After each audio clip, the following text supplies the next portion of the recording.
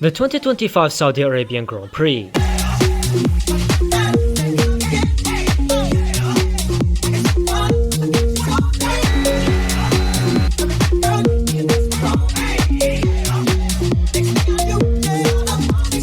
The Jeddah Corniche circuit, a relatively new one on the Formula 1 calendar and a very underrated one in my opinion. Ignoring the fact that it's supposed to be a street circuit, even though it was clearly constructed in a haste using very ethical means exclusively to be used as a racing circuit, and that in 2022 a literal terrorist attack took place a few miles from the track.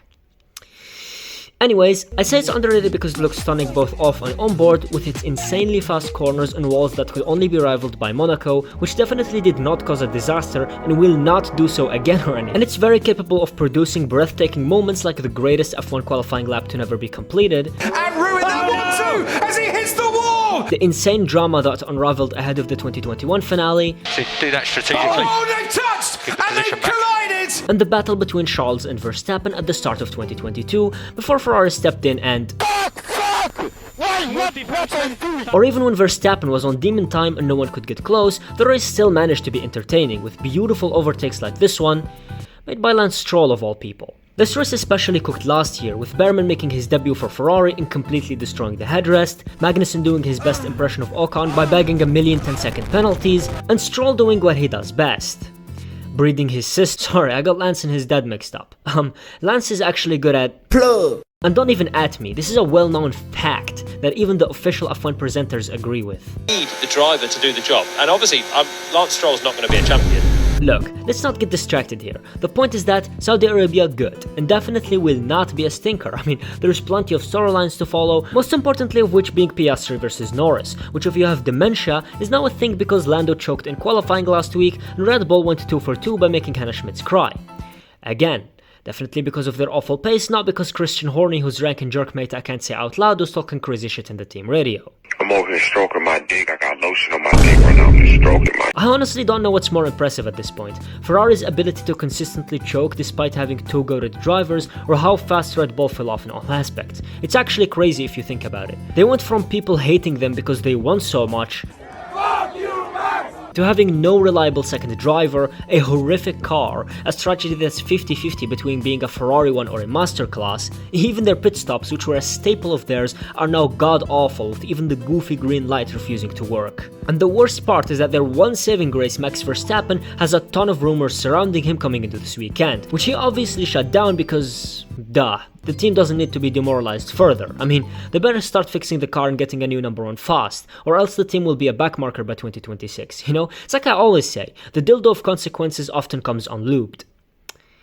I never said that, but it's true. My guess as to where all their problems are coming from is obviously their livery. I mean, I told them to keep this one, they just wouldn't listen to me. Why wouldn't you listen to me, Christian? Is it because I'm not a female employee of yours that you can make uncomfortable? Wait, what was this video about again? Oh yeah, meme review, of course. Let's get into it and enjoy a slideshow of random footage, because I swear to god if this shit happens again I'm gonna fuck. Free practice 1 was uneventful as usual. The drivers were learning the track and getting close to the walls, some hitting it lightly and others locking up. Antonelli and Norris got the track and Behrman almost had the catastrophic crash. In the end it was Alpine, particularly Gasly, having a ridiculous pace out of nowhere, and I mean ridiculous considering they had 0 points up until last time out, followed by McLaren, Leclerc giving false hope, and Red Bull continuing their tragic form, with Russell quietly somewhere in between. In free practice 2, Bortolato missed this session since his car was busted. Yuki Tsunoda, who was doing really well as Liam's replacement, drove into the wall and instantly retired, bringing out a red flag. When the session resumed, the others were grinding on the walls and locking up. Williams and Sauber were practicing 3-point turns in the pit lane, and Lance Stroll did a 360 for the fans. Just kidding, he has no fans. Norris was corner cutting again and was blocked by Verstappen at one point, and that saw the session end with a McLaren 1-2, Max resurrecting the RB21's pace from the grave, but still being unsatisfied with it apparently, and Charles continuing to administer copium to the Tifosi. But this is it, ladies and gentlemen, free practice 3, the session where the teams turn up their engines and absolutely send it. And it was McLaren dominance again. Piastri was the one blocked this time by Yuki Tsunoda, and then he cut the corner, and so did Lawson. Isaac had a taste of what it's like to be a Ferrari driver, minus the brain-dead engineer. Must be the water. Gasly was still on fire, and so were Williams with both cars in the top 10. But that's enough yapping about practice, and let's get into the important stuff instead. Qualifying. In Q1, Isaac had the wall in his first run. The F1 direction made sure to give us a shot of every woman within a 10-meter radius of the track.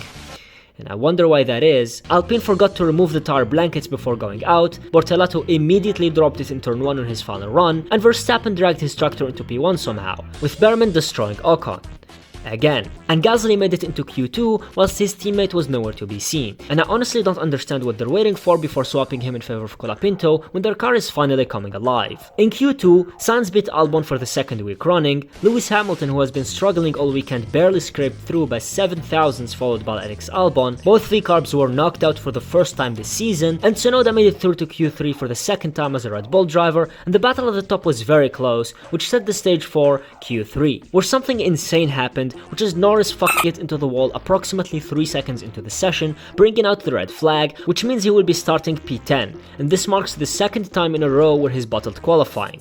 Once Norris's car was removed, Verstappen went 1,000th of a second quicker than Piastri, which is insane.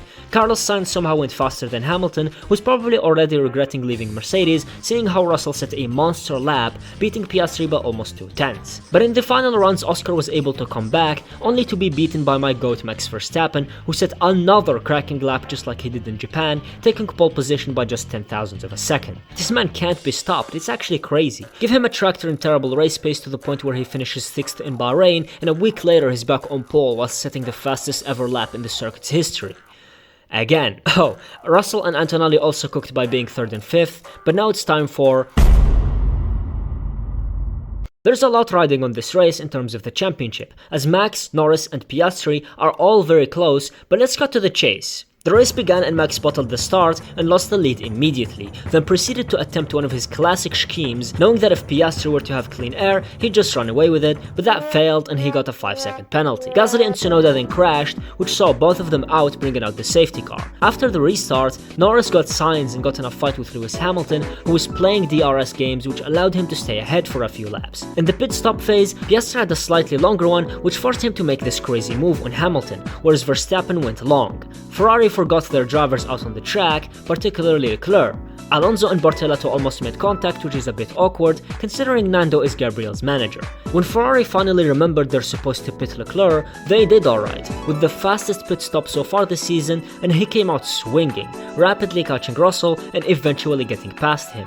Norris then came in and slowly caught then overtook Russell and started chasing Leclerc, which was almost on, but the race wasn't long enough. And it concluded with Piastri winning, followed by Verstappen and Leclerc, a Williams double points and a disaster class for Haas. As for the championship, it's looking ridiculously similar to 2007, with Piastri leading, followed by Norris then Verstappen. And click on other video on screen to watch me yap some more, and see ya.